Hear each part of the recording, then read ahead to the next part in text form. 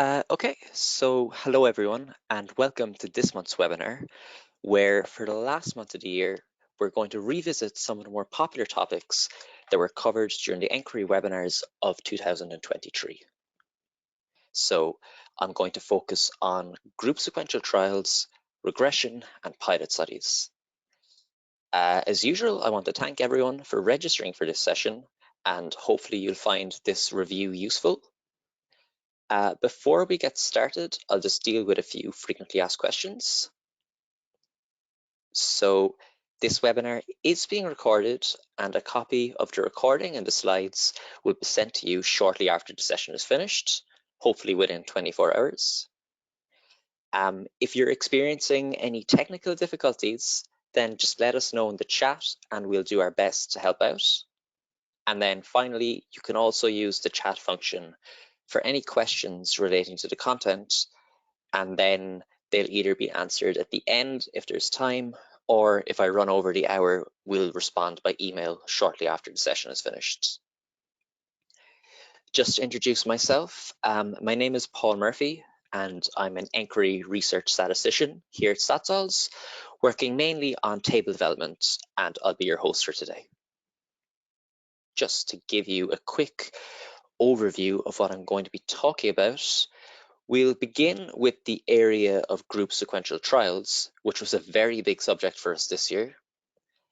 So much so that we actually dedicated 2 full webinars, August and September, to the subject. Then I'm going to go back to February and recap some sample size for regression models, which I believe was our most popular topic this year. After that, I'm going to talk a little bit about sample size for pilot studies, which was a topic covered as part of our April webinar about uncertainty. And then finally, we'll wrap up with some concluding remarks. Throughout this webinar, I'll be demonstrating the main concepts with worked examples, and these calculations will be conducted using nQuery, the complete solution for optimizing your clinical trial designs.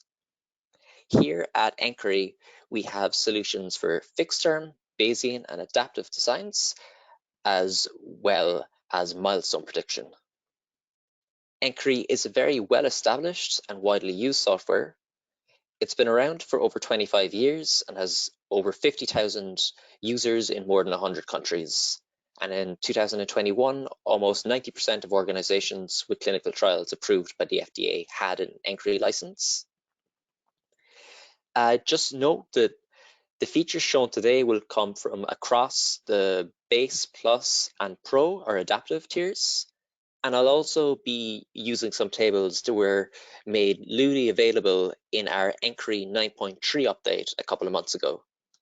So if you're not familiar with the software, or if you currently only have access to the base tier, then you can easily start a free trial without any install required, and there'll be more information about that at the end. So to begin with, I'm going to talk about group sequential trials, which, as I said, was the focus of 2 webinars this year, August and September. In August, our head of statistics, Ronan Fitzpatrick, presented a practical guide to sequential designs. And then in September, another statistician, Brian Fox, presented the webinar Group Sequential Design Theory and Practice, which went into more specific detail on group sequential designs and how they can be conducted in nQuery. Today, I'm going to mostly focus on summarizing some of the second webinar and then demonstrate this with an example in the newly updated group sequential table in nQuery. The implementation of these trials is considerably more complicated than most fixed-term trials, so I will be spending a lot of time on the example, but before that, I'll just review a small bit of background. So an adaptive trial is one where you can make changes to the design while the trial is ongoing. And a sequential design is a type of adaptive design where we look at the data while it's accruing and perform interim analyses. A fully sequential design would mean that we look at the data after each subject is recruited, and then Group sequential designs are where cohorts or groups of subjects are analyzed at predefined interim times. So at each of these interim looks, we can either stop early for efficacy or futility, or make some other adjustments. Just a few points to note. The timings of these looks and the rules for early stopping or other adjustments must be pre-specified at the beginning of the trial. And then just from a practical point of view, the time frame of the trial must be long enough to allow enough data to accrue in order to perform these interim analyses. Clearly, the main benefit of choosing a group sequential trial is the increased flexibility, but this flexibility does come at a cost. So because now we have multiple chances for our trials to succeed, this can inflate the type 1 error, which is an issue that our specialized methods must address. So there are many different types of group sequential designs in use. My colleague Brian went through this in great detail in the original webinar. So if you're interested in the history or motivation behind some of these designs, then I'd definitely recommend going back to view that. This session today is just an overview, so I'm not going to cover this slide now. My focus will be on the Lan and the Metz or error spending approach, but I will also mention that Brian also covers the Habil-Pito and Wang and Ciatis methods in detail in his webinar. So that's where you can find some further information on those approaches if you're interested. So now, without further ado, let's look at the Lan and the Metz error spending approach. This is probably the most commonly used type of group sequential design for clinical trials. And because basically it uses what's called a spending function to account for the effect that the multiple interim analyses have on our type 1 and type 2 errors. The spending function describes how we spend a proportion of our error at each interim look and at the final analysis. So just note, we'd be spending type 1 error or alpha spending if the interim analysis is investigating efficacy, and we'd spend type 2 error, beta spending, in the case of a futility analysis. Here, the fact that we can stop for either efficacy and or futility is a nice feature of the Lan and the Metz approach, because some other designs only have the option to stop for efficacy. And basically, when I say error, that would be the cumulative exit probability. Like if you spend an error of 0.01 at a certain look, then you'd have a 1% chance of stopping the trial at that look. And then again, that would be stopping for efficacy if it was alpha spending function, or futility if it was beta spending function. So one implication here is that the more error you spend at each interim look means that there will be less error available at the end for the final analysis. In general, for an efficacy analysis, you want to keep most of your type 1 error available for the final analysis. However, in the case of futility, it's generally seen as more acceptable to spend beta error early to increase your probability of stopping for futility. Here on the right, we have a very common spending function, the O'Brien-Fleming. So it's a function of the information fraction of the trial, tau. So like tau equals 0.5 would mean that 50% of the data is available. And then you can see it's based on the Z statistic associated with the alpha level. So when the information fraction is 0, this would be equal to 0. And when the information fraction is 1, this would be equal to alpha in the case of alpha spending. I should also clarify that by information fraction, I mean the accrued information up to that point divided by the anticipated maximum information I max. This concept can be a little bit abstract, but the information is generally proportional to the sample size.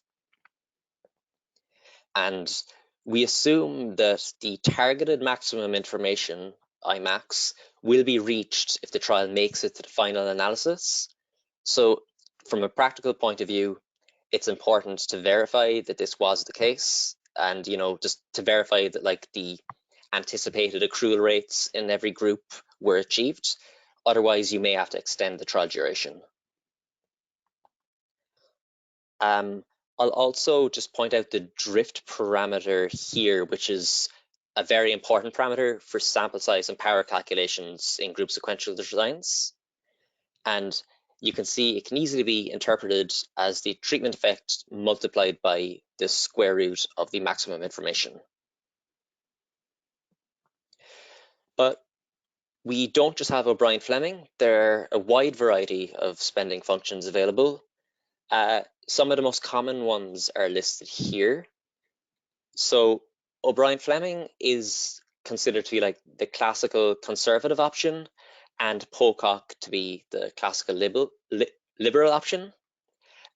These are derived from the O'Brien-Fleming and Pocock classic designs here, and both have similar operating characteristics. The power family and Wangshi-Dekani spending functions both offer additional flexibility.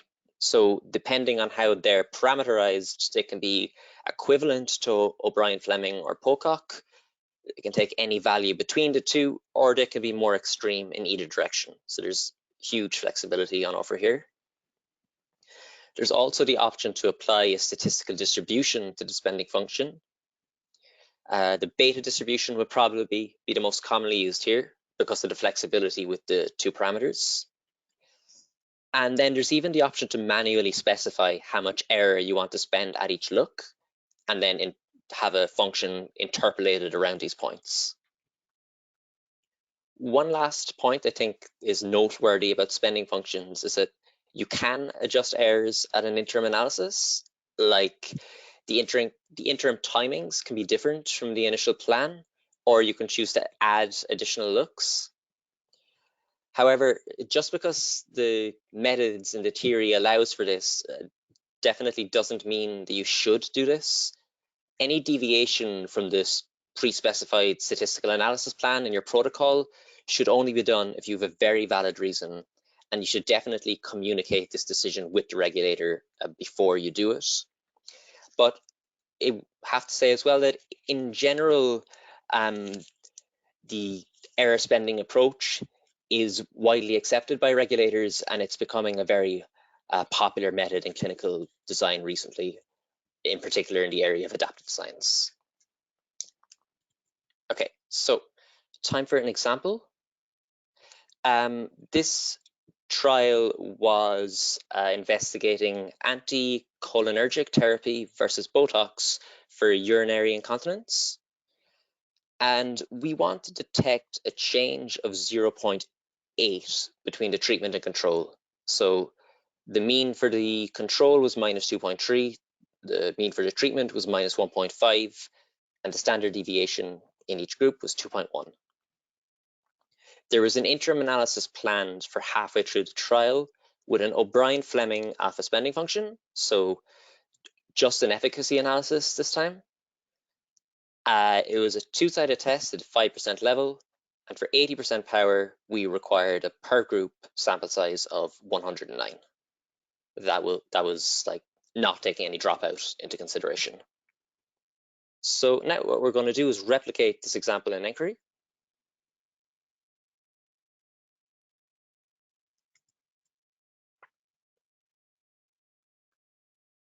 So if you haven't seen it yet, this is the new layout for our group sequential tables that was introduced in the nQuery 9.3 release a few months ago. As before, each row represents a parameter that you can input, and each column is used for a separate calculation. And the rows in yellow are the quantities that can be solved for. Most of the table refers to parameters most of the main table here refers to parameters that you'd see in a fixed term trial, like you have your alpha, your means, standard deviation, sample size, power. but the number of looks and the efficacy and futility bound calculation methods are specific to the adaptive group sequential element. So let's just begin by entering the basics. It was 5% two-sided. mu1 was minus 2.3.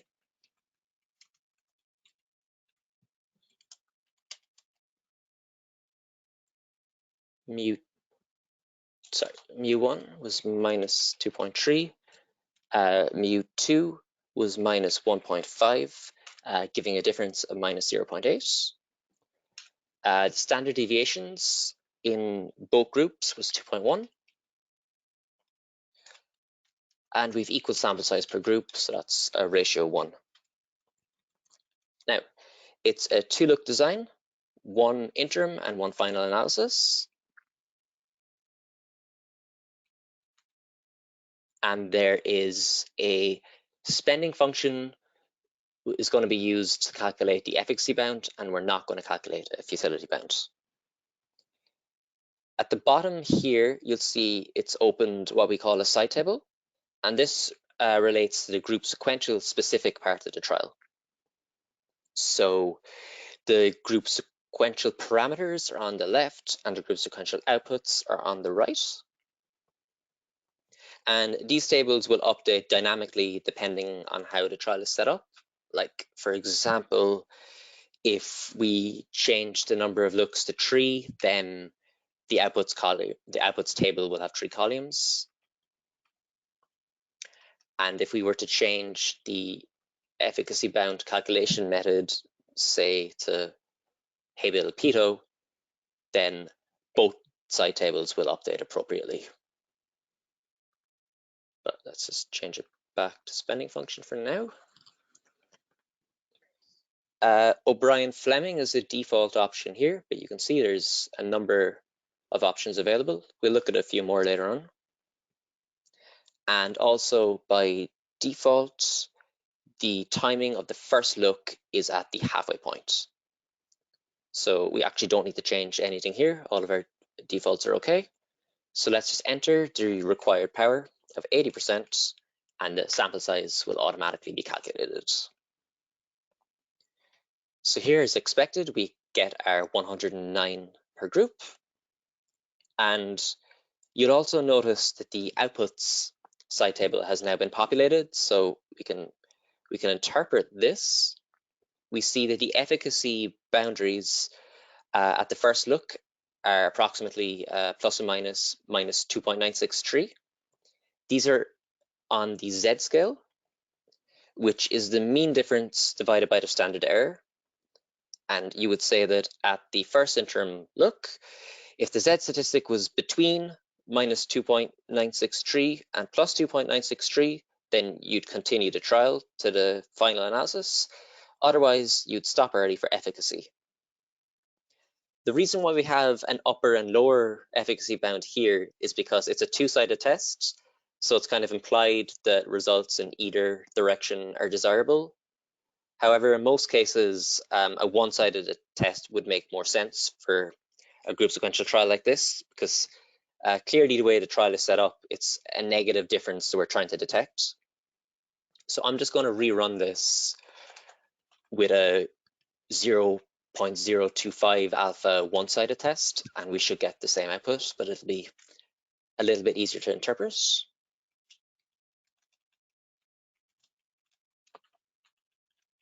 2.1, ratio 1, power 80%. And you see we get the exact same sample size and achieved power, but now the outputs table is just a little bit less cluttered.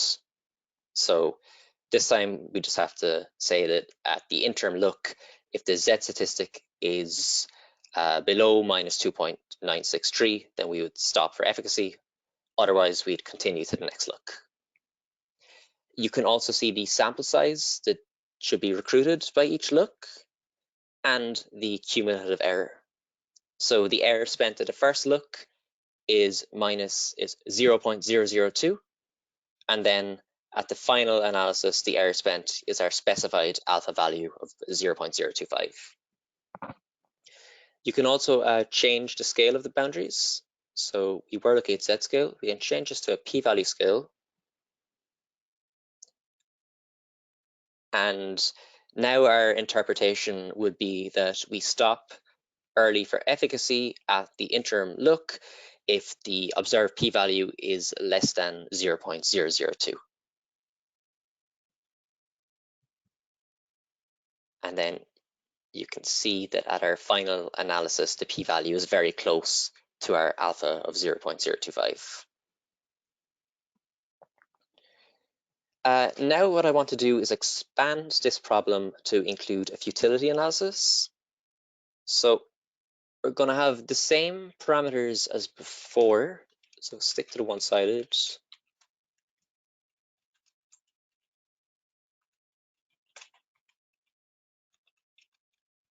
But this time, I'm going to include a spending function to calculate a futility bound, as well as an efficacy bound.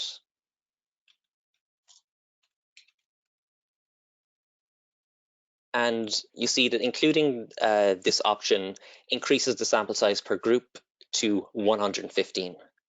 So by default, this used the conservative O'Brien-Fleming spending function. But this time for futility or beta spending, we're going to use the more liberal or aggressive Pocock beta spending function, which allows us to spend more error early on and have a greater chance of stopping early for futility. So just going to change that, re-enter the target power. And now we see that the sample size is increased to 127 per group because our spending function is a little bit more aggressive. But now we'll interpret this on the p-value scale. We would say that at the interim look, if the p-value exceeds 0.163, then we would stop early and declare futility. And this is in addition to the condition that if the p-value is below the efficacy bound of 0.002, then we stop early for efficacy. And then you'll notice that at the final look, the efficacy and futility boundaries are the same. So basically, at the final analysis, we have to cross one of the thresholds and make a decision either way. You can also choose whether or not to apply the futility boundary at the first look here. The drop down yes, no. And if we had more looks, I'll just set up a dummy example here with 5 looks. And again, alpha and beta spending functions. You can see that this time you have the option to choose whether or not to apply either boundary rule, either the efficacy or the futility rule. So this is how you would decide whether or not you want to skip looks. But remember, just as we said earlier, just because you can do this doesn't necessarily mean that you should. For further detail, we can look at our group sequential report.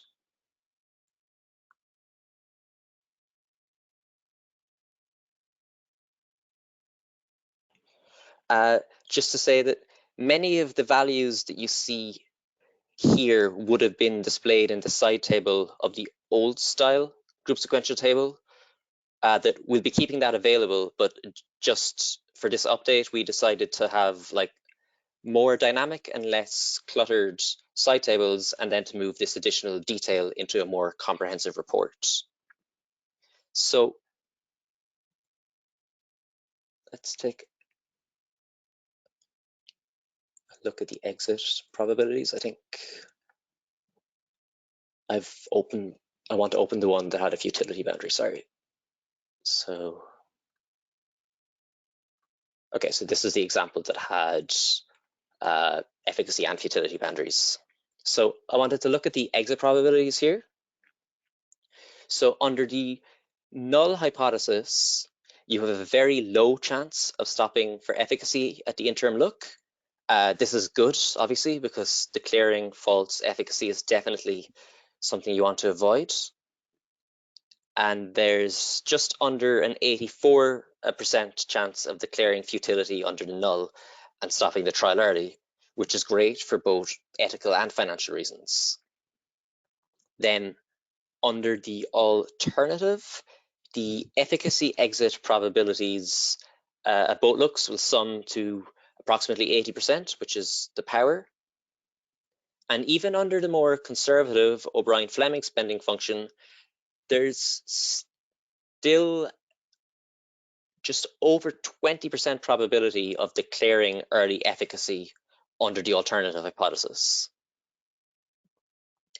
If you want to look at the design parameters, you'll see the drift that I highlighted earlier, and also the maximum information. So here the maximum information is just 14.39. We've also included an information-based group sequential table where you could use this value to effectively replace the sample size. I'll just copy it here and show you what I mean.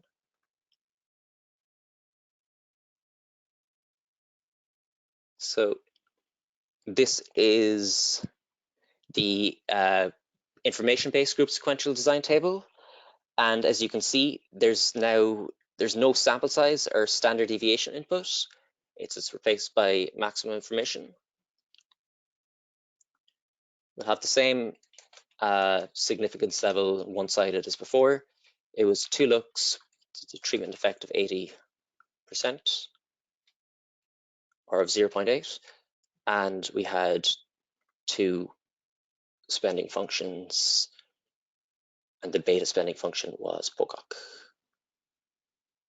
And here you see we get back our 80% power. One last thing I'll demonstrate is how you'd set a custom user-defined spending function.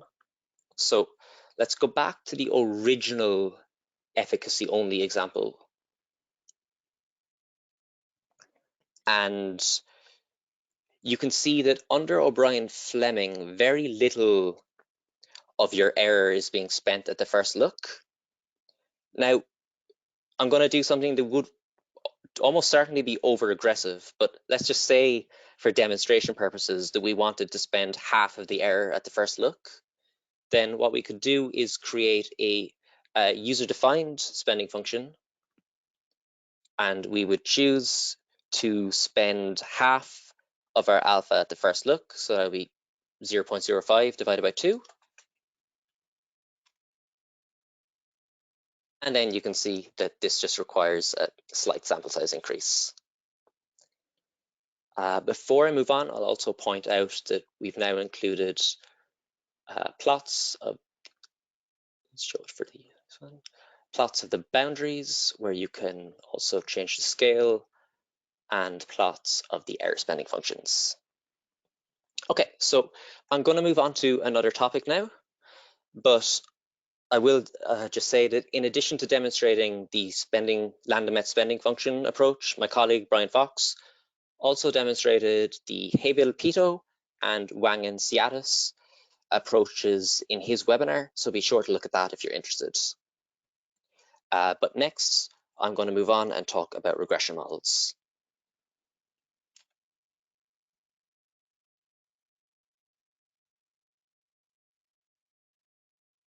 So as I said earlier, this was actually our most popular topic this year. So for more details, you can see our February webinar. At the time, the areas covered were sample size for common regression models like linear, logistic, and Cox regression, mixed effects, and how they're applied to cluster randomized trials, and then clinical prediction models, which provide a more rigorous approach to the prediction of certain endpoints than the various rules of thumb that are often still used. Today, I'm just going to focus on the more general first topic, which I think is the most widely applicable and the best for an introduction. So let's begin with just a very brief overview of regression models in general. Essentially, regression models are statistical models that quantify the relationship between an outcome and one or more predictor variables. So We have predictors, and these help predict an outcome. For example, in a clinical trial, the outcome could be something binary, like has disease, yes or no, or something continuous, like blood pressure, or it could be a survival time to event outcome. Then the predictors can be categorical, like gender or treatment group, or they could be numerical, like age or BMI. It's a very wide area. And the regression model allows us to investigate which predictor variables are significant through the use of quantities like regression coefficients and confidence interval analysis. Some things to note is that it's very important that the model you use is appropriate for the data you've collected and that the most critical model assumptions are met. So on the most basic level, like the data type should be compatible with the regression model. For example, if it's a linear regression model, then you'll have to have, it's assuming you'll have to have a continuous outcome. So this is why you can't just have one model, and we'll be looking at a few different ones in a moment. And then each model will have its own set of like limitations and assumptions. In reality, all of the assumptions will very rarely be completely met, but you do need to do your due diligence and check that they're not at a level that will cause any issues or any major issues anyway. Like one example would be multicollinearity, which is a correlation between the predictor variables, and that's something that we would want to minimize in pretty much any regression model. An example of this might be if you use both cholesterol and activity levels in predicting blood pressure, you might want to investigate if these two predictors were providing much of the same information. Also, you're going to want to look at any extreme values or outliers. Like, while they're not necessarily errors, they might compromise the accuracy of the model. And then another assumption that you must verify, particularly for linear regression, is homoscedasticity, where you want to check that the variance of the groups being compared is similar to an acceptable extent. So clearly, regression models are a very useful tool in the analysis of clinical trial data. So the generalized linear model, or GLM framework, offers a really flexible approach to analyzing your trial data.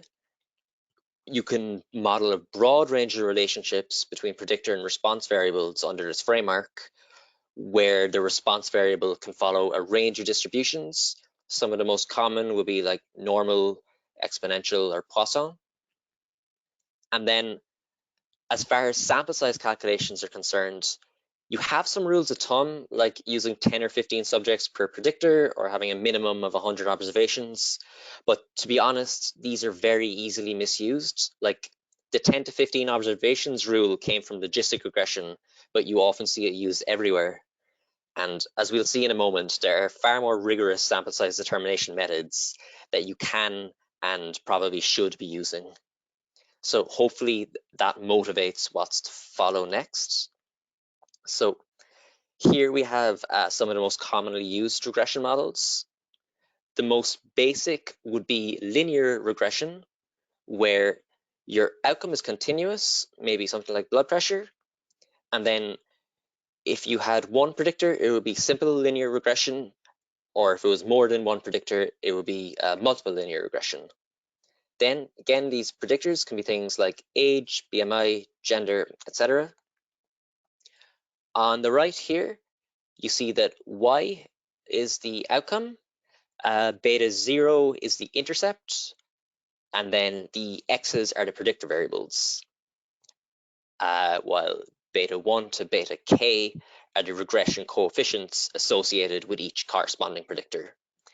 And then finally, epsilon is your normally distributed error. Just to let you know, linear regression isn't the only option for continuous data. You could also use like polynomial regression or various types of nonlinear regression. Next, logistic regression would be the most common choice for binary data, but again, other options are available like probit or log-log. In logistic regression, you can see this time that the outcome is the log odds. So the odds, p divided by 1 minus p, is the probability of the event occurring divided by the probability of the event not occurring. Next, for survival or time to event data, Cox regression or Cox proportional hazards regression is definitely sort of the established approach. And if the proportional hazard assumption is met, then it is very efficient. The proportional hazard assumption just means that the hazard ratio between any two individuals is constant across time. So then, like, if you plotted the survival curves of both groups, then the distance between the two should remain the same across time.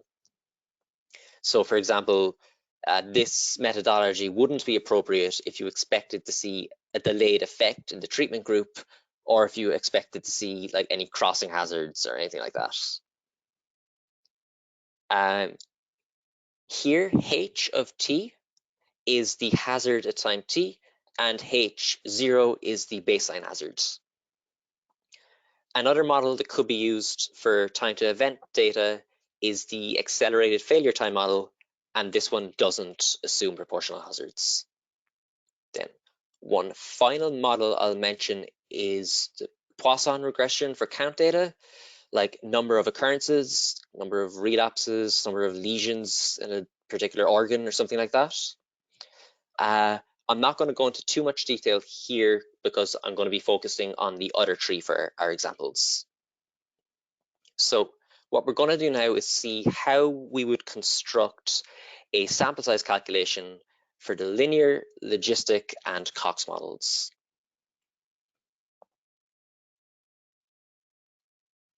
So in the case of linear regression, we want to determine the minimum sample size required to detect a statistically significant difference in the regression coefficients between the groups. Multiple different formulae are available for this. The formula for simple linear regression is here on the right. So remember, simple linear regression is the one which is just using a single predictor. And the sample size n depends on the significance level alpha, the power p. Normally we'd call this beta, but that's already been used here. The variance intercept, the variance, sigma squared, the intercept, beta 0, and the regression coefficient beta. For logistic regression, you want to find the sample size that will detect a statistically significant difference in the odds ratio between groups. So remember from the last slide, the odds is the probability of the event divided by the probability of the event occurring divided by the probability of the event not occurring. And now the odds ratio is the odds in group 1 or the treatment group divided by the odds in group 2, the control group. On the right here, we have the formula for the wall test. And in a moment, we'll look at a wall test logistic regression with one normal covariate. Then finally, in Cox regression, we want the sample size to detect a statistically significant difference between the hazard ratio of the two groups. And you might see something a little bit different in the Schoenfeld formula here on the right. So it's actually the number of events that drives the power and not the sample size. So basically, in cases like this, what you're doing is you calculate the number of events required, and then you take into account things like accrual rates and dropout rates to determine the sample size required to achieve that minimum number of events within the time frame of your trial.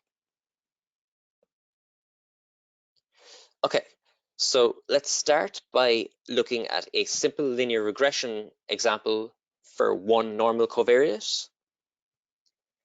And because it's a linear regression with just one covariate, we can actually calculate the correlation coefficient here, 0.4.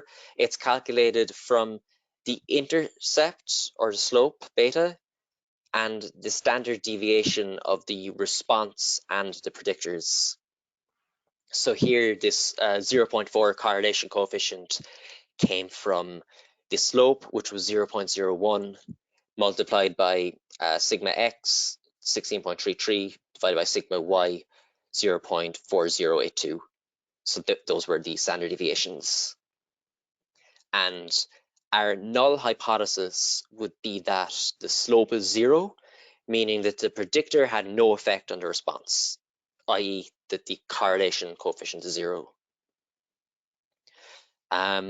It's going to be a two-sided test at the 5% significance level, and we expect here that a sample size of 58 will be required to achieve 90% power. So let's go back into nQuery.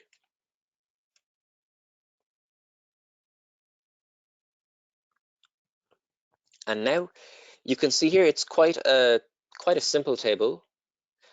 This is mostly because the slope and the standard deviations can all be required like within the correlation coefficient, so there aren't too many inputs. And then we can solve for either of the correlation, power, or sample size. So let's enter alpha as 5%, two-sided, the correlation was 0.4. We want 90% power. And then as expected, we get a sample size of 58. I'll show you the plotting here. So let's plot the correlation coefficient against the power and see what sort of relationship we get. So we'll vary the correlation from minus 0.9 to 0.9 in steps of 0.01. And we see it's a symmetric relationship where the power increases as the correlation coefficient moves further away from 0 in either direction before it's eventually capped at 99% by the software.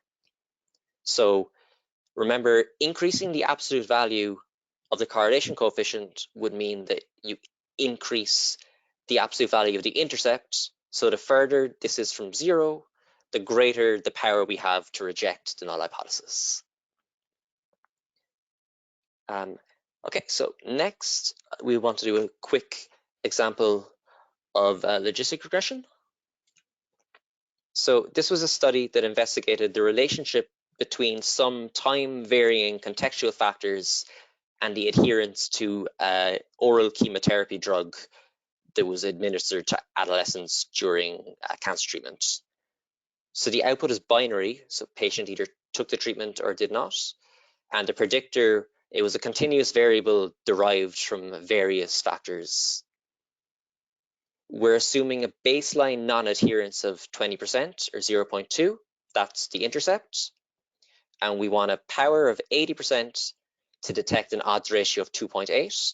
So here 2.8 is considered to be a large effect, so a lot bigger than 1. So increase of odds ratio of 2.8 for every 1 standard deviation increase in our predictor.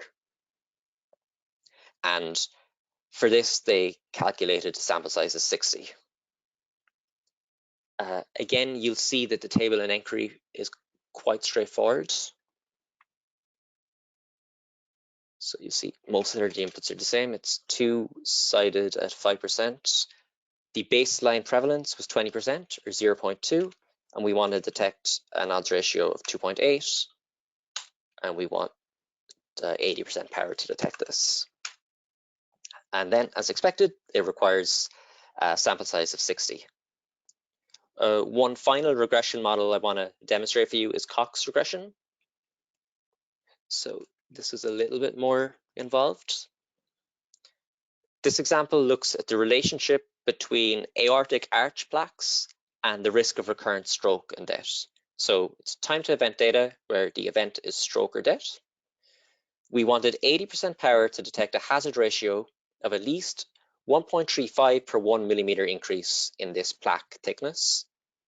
The event rate over this time period was 12.6%. So again, that event is stroke or death, and the standard deviation of the plaque thickness is 1.893 millimeters. There were other covariates in this model, and the plaque thickness predictor had an R-squared value with the other covariates of 0.09 or 9%. So basically, like 9% of the variability in our predictor is explained by the other covariates, which is low enough to be acceptable. And again, it's going to be a two-sided 5% test, and the sample size required for 80% power, we hope, will be 213. So back into nQuery, and as I said, this table is a little bit more involved, but nothing too complicated. At our significance level, two-sided, we said our standard deviation of the predictor was 1.893 millimeters, and the R squared of the plaque thickness and other covariates was 9%. We want to detect a hazard ratio of 1.35. This table is actually asking for the log hazard ratio, so I've calculated that's approximately 0.3. And the event rate over the life of the study was 12.6%, or 0.126. Once again, it's 80% power. And as we hoped, nQuery calculated the sample size as 213. Okay, so if you'd like more examples of mixed effects models for cluster randomized trials or clinical prediction models, then they were also covered in the February webinar. But here I'm going to move on to one final topic, which is pilot studies.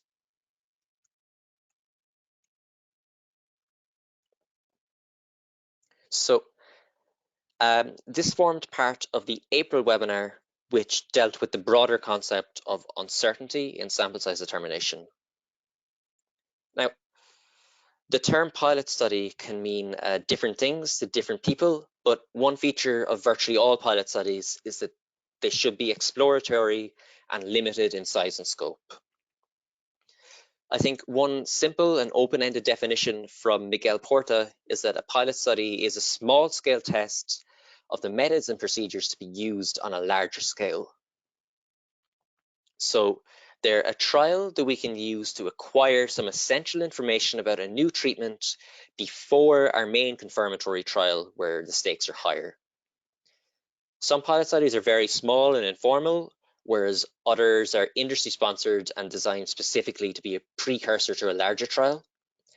This sort of suggests like different classes of pilot studies exist. Like some are conducted completely separately from the main trial. These are external, where sometimes the main trial uses data directly from the pilot. That would be an internal pilot. Sometimes, and this would be a best practice, the pilot is designed prior to the main trial and designed specifically with the main trial in mind. Whereas other times, due to a lack of resources, old trial or old trial data will be adapted and used as a pilot study after the fact. Pilot studies are very useful to address uncertainty about the feasibility of a larger confirmatory study. Like they can be used to give you plenty of preliminary information about things like effect sizes, nuisance parameters, logistical issues, safety profiles, and lots of other very important information. But despite this, they do have some limitations. Like one thing for sure is that they're not designed to demonstrate efficacy at a level to meet regulatory approval. And because of their small sample sizes, their results are often misinterpreted or overinterpreted, I guess, or abused. Many pilot studies don't get published because of how the results are presented, so it can be difficult to gauge the standard of a lot of these trials. But I think like a common issue is that they put the emphasis on statistical significance and not basic feasibility when the trial never had the required sample size or rigorous design to reliably prove statistical significance. This is a trap that you should definitely avoid falling into. So just like bear in mind that pilot studies clearly have their place, but you need to know when and how to use them appropriately. Having said that, we're going to see how we can choose our sample size if we have a pilot designed to provide an estimate for an uncertain nuisance parameter. So there's a few different ways of approaching it. One is the UCL, or upper confidence limit approach. This involves getting a variance estimate from the pilot data and then calculating a one-sided confidence limit of this variance, which will be used in the main trial. So this confidence limit would often be 80, 90, or 95%. And then you'd use this variance in like your standard sample size formula for a t-test. Here on the right, you can see that the sample size formula it's the same as the two sample t-tests, only the population variance is replaced with this upper confidence limit of the variance that we would have found in our pilot study. So here NM is the main study sample size, R is the sample size ratio, D is the difference between means, and the upper confidence limit is found using the pilot study degrees of freedom, K. So that's based on the pilot sample size and the number of groups in the pilot, and the confidence level is X. On the other hand, another approach is to use a formula based on the non-central t-distribution to account for the fact that we're using a sample variance estimate as opposed to the population variance. And this tends to give lower required sample sizes than the UCL method. Again, here on the right, you can see that this theta parameter here, it comes from the cumulative non-central t-distribution.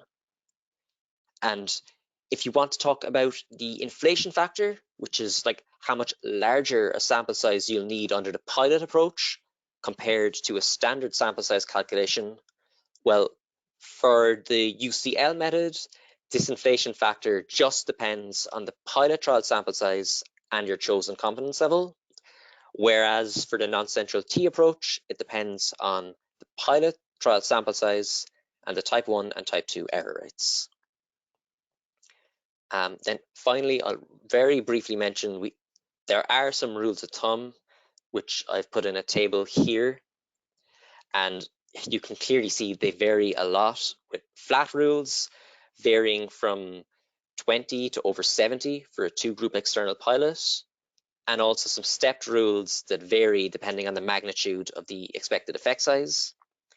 But like clearly these are really rough estimates, and in general, similar to the regression, you should have like more justification than just a rule of thumb for your sample size.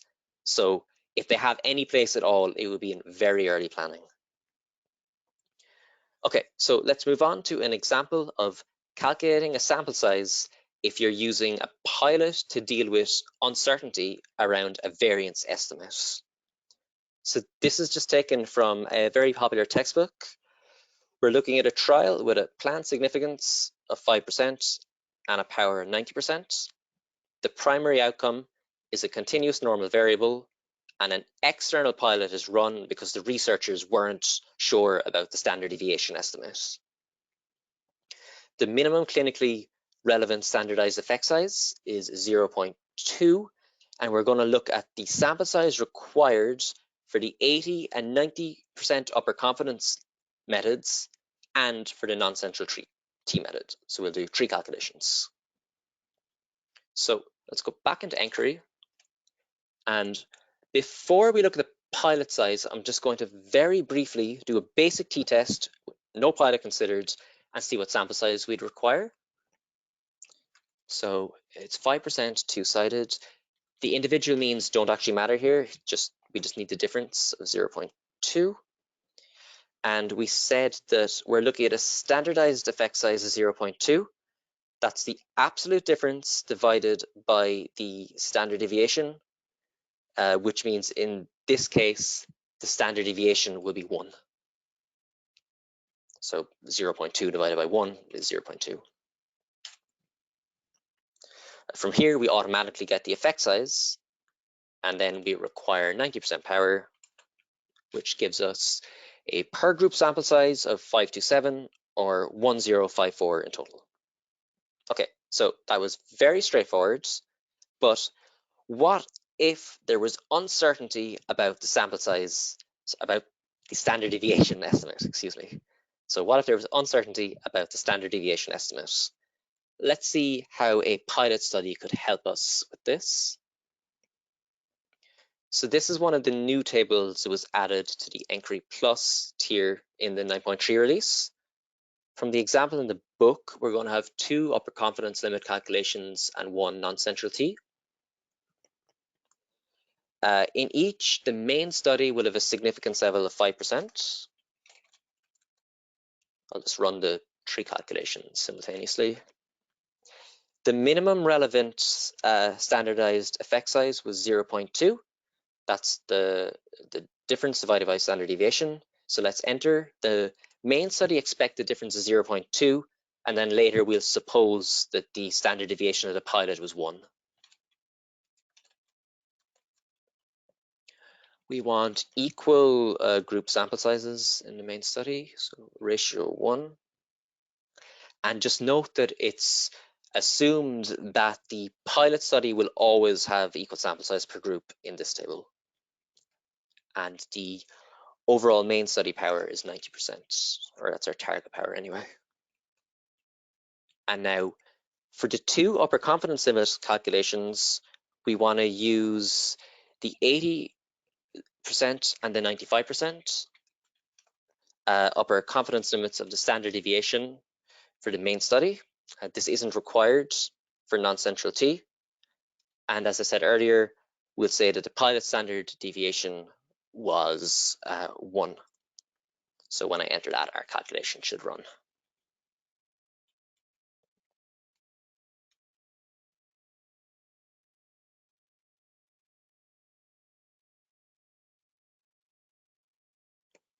Right. So we see when we use the 80% upper confidence limit of the pilot standard deviation in the main study, the overall sample size is optimized with an external pilot of 91 and a total sample size of 1,296. If it's 95%, then the standard deviation will be higher. So as expected, both sample sizes increase. So basically here you're saying that you're less certain about the standard deviation estimate that came from the pilot study.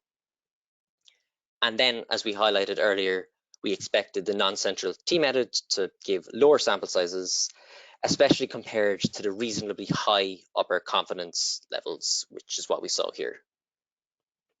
And of course, they're all higher than the 1054, which we saw in the t-test without a pilot, and that's just due to the uncertainty about the standard deviation.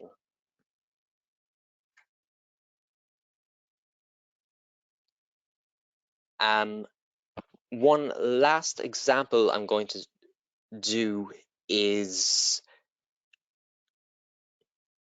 see, so this was an external pilot where the pilot and the main studies were separate, but what if we wanted to keep it as one larger study?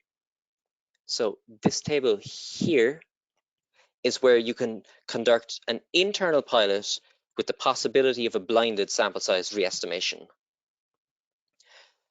The first half of the table just replicates the initial t-test example we saw.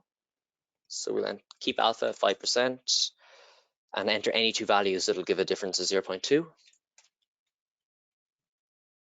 And now suppose we're uncertain about the standard deviation, but our initial estimate is just 1. And again, the power is still 90%. So we get back our 1054 as expected. But this time we're going to say that we used the first 500 people, which is roughly the first half. We used these participants as an internal pilot. And say that the standard deviation from these was a little bit higher than our initial estimate. So an internal pilot sample size of 500, and say they showed a standard deviation of 1.1. Just note that the 2 side tables here can help you to calculate this pilot standard deviation as the trial data is coming in. So now the total sample size has been re-estimated upwards to 1,274. And As we can see, this is definitely like it's in the same ballpark as the external pilot method. It's very similar to the 80% upper confidence limit method. Obviously, if your internal pilot had a much larger standard deviation, then the re-estimated sample size would increase by a greater amount. So if we said we observed a standard deviation of 1.5, this time the required sample size almost doubles to 2,368. But it could also go in the other direction. So if the internal pilot suggested that you had initially overestimated the standard deviation, then the re-estimated sample size is actually going to be lower than the initial one. So like if you observed a standard deviation of 0.9 in the pilot, then this leads to a re-estimated sample size of 854, which is actually a reduction from the initial 1054. So hopefully this helps you to see how pilot studies can be used to deal with uncertainty around certain nuisance parameters. If you're interested in other ways of dealing with uncertainty in sample size determination, then that was the topic of the April webinar, which would be recommended. So that's all I wanted to highlight for today, and I can see that the hour is just up. So if you're interested in any more detail in these topics, the webinar that they came from is in the table here. So the first two were group sequential design. The pilot studies were in the uncertainty webinar, and obviously regression models were in the sample size for regression models webinar. And if you go to statsalts.com/webinars, you can view our full library. Also, if you're interested in a 14-day free trial where you can try all tiers of the latest version of nQuery, just go to statsalts.com/trial. And then all we require is an email address, and the trial is browser-based, so there's no install required. Okay, so we'll leave it there for this month and indeed for this year. I'll respond to any questions that came through in the chat by email soon, and feel free to email any further questions to info@statsalts.com after this webinar if you can think of anything. So once again, I hope you all found this helpful. Thank you as always for your interest, and goodbye.